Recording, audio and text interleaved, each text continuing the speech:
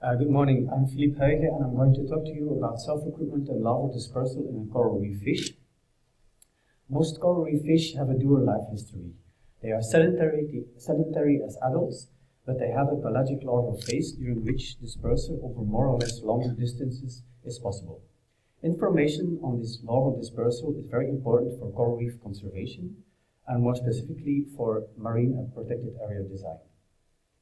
Because we want marine protected areas to fulfill multiple roles. We want them to provide spillover from protected zones to adjacent reefs and export fish to these zones.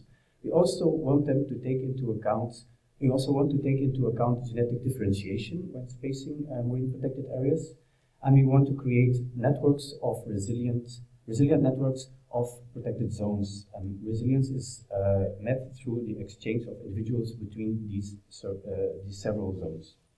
It's also important to have a balance between protected zones and zones that are reefs that are left open for exploitation by local fishers.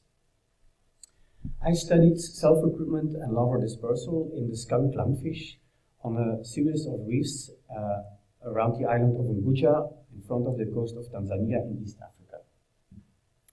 I applied parentage analysis using macrosatellite loci, which means that I compared genetic data of adult fish with that of juveniles, and only adult fish that share at least one allele per locus examined with the juvenile can be a potential parent of that juvenile.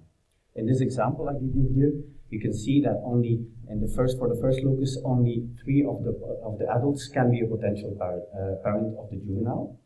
If we add a second and a third locus, you can see that only 1 of the adults is left as a potential parent.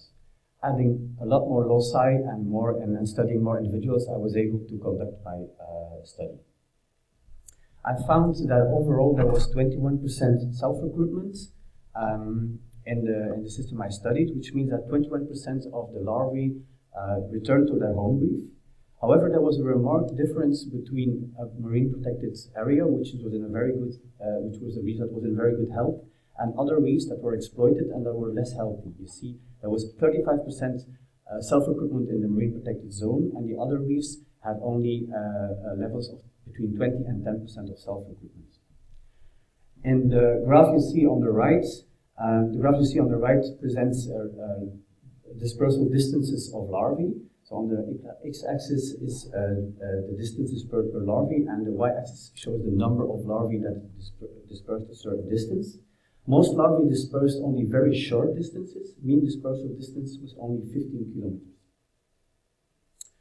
So I can conclude from this that self-recruitment is common in the reef system I studied, and it may be influenced by reef health.